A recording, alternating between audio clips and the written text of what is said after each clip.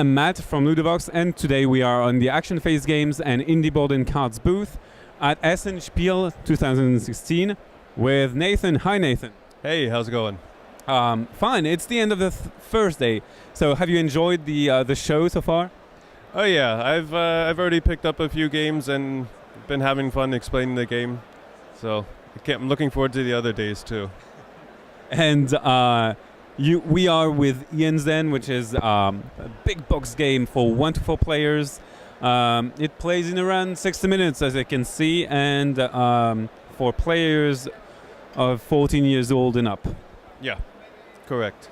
Yeah, it's also a cooperative spiel, a cooperative game, and with a deck builder with cooperative elements. So you told me that it was kind of an Ascension deck builder with a bank here. But what are we trying to achieve, and what's the story of the game? Well, in this world, then the end of the world has already come and gone. The monsters and these creatures came through these portals, these breaches that opened up. And our characters, we play as characters who have learned. They're living in the city of Gravehold, and that's the last city for humanity. And our characters have learned to harness the power of these breaches to cast spells and to fight back against the monsters.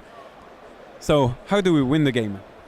We win the game by reducing the monster, the nemesis, to 0 health points, or by emptying his action deck and dealing with all of his active cards on the deck. How do we lose the game?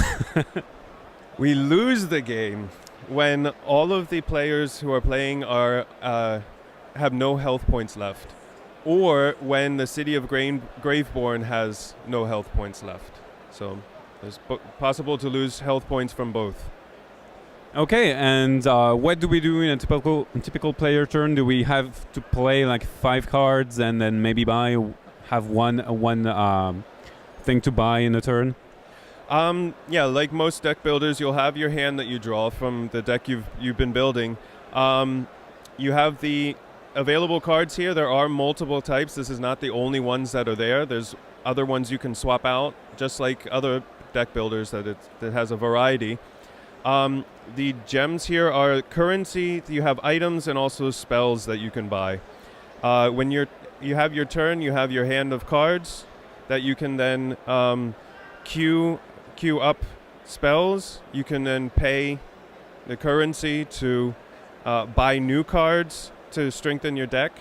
And one of the interesting things with this game that's different from other deck builders is that at the end of your turn, when with another deck builder you would normally shuffle your deck. With this game you just flip it over. And so you have an idea of what's going to be coming. So that's also when you're playing, you can plan that out a little bit. So the first card that you discard is going to be your first card in the next deck, in the next cycle. Exactly. So do you flip your deck at the end of every turn? No, you don't flip it at the end of every turn. It continues to grow. Your discard deck continues to grow until you need to draw a card and you don't have any more in your draw deck. Then you would flip it over. So how does the nemesis work? How does it act? Well, to explain that, I need to quickly explain the turn order deck. The turn order deck is built with different cards, 2 cards for the nemesis, and then cards for the different player counts. For 3 players here, we have players 1, 2, and 3, and then a wild card that then they can choose. That's shuffled and then set here, and we flip it over to see who goes first. And it continues as you go through this turn order deck, each person taking a turn. And here in the deck is also the nemesis. When the nemesis has his turn, you would first handle, if there were any active cards here, you would resolve the issues, or the actions. And then you would flip over a new card. And there's 3 types of cards for the nemesis.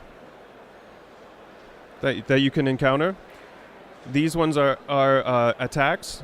They are immediately resolved and then put in the discard pile. The minions, they stay there. They receive health. They have health points, and each further turn from the nemesis, their action will be performed until they are killed, until their health is reduced to 0. And the yellow cards, they are like a countdown.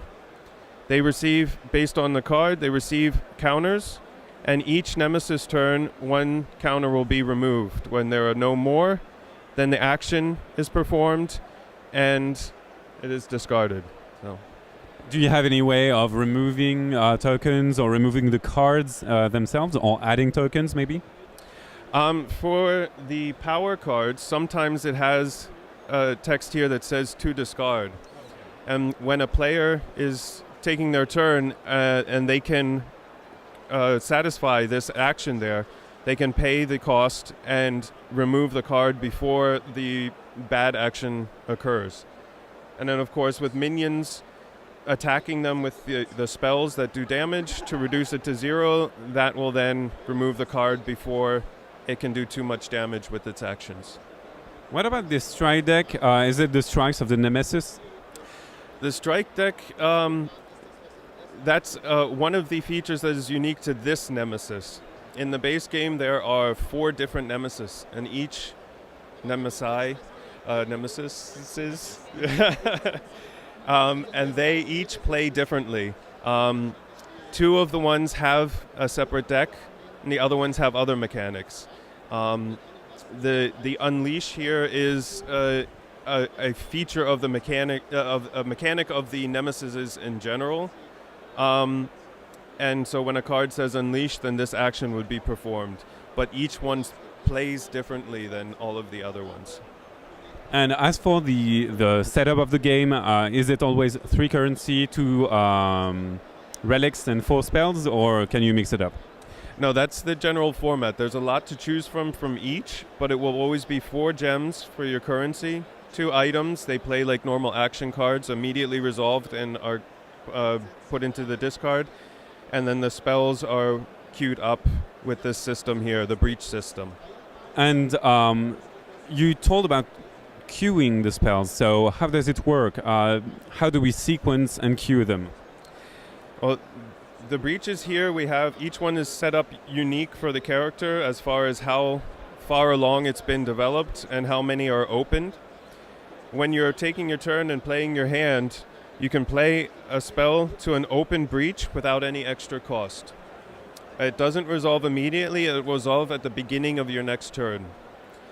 You also have the opportunity to play it to a closed breach if you first pay the focus costs on this inner ring here. So if you had the cards and you could pay that, then you would turn that one more. That makes the opening cost cheaper, and you're allowed to place a spell on top of the closed breach. So at the beginning of your next turn, you resolve the spells. Spells on an open breach, you can hold on to them and save them for another turn. Spells on a closed breach have to be resolved in the next turn. That has to be resolved immediately. So, and the last note, well, 2 last things. You can always pay the cost that's on top here to open it. It's often a little bit more expensive. And the last 2 breaches, breach 3 and 4, they also have the extra bonus that when you queue a spell there, when it's resolved, it will deal an additional 1 damage. Regardless of whether or not the spell itself deals damage, it will deal an additional 1 damage. I can see that the heroes that we have different powers, probably different decks, different starting decks. But how many heroes do you have in the base box? In the base box, there are 8 unique heroes. So there is a lot of replayability in this game, with between 4 nemesis, 8 heroes, and then all the choices that you have for the cards to play with. It's pretty sure also the variety and the variety in the nemesis deck, in that it's shuffled and differently each time. So there's a lot of variety. You probably won't play the same game twice.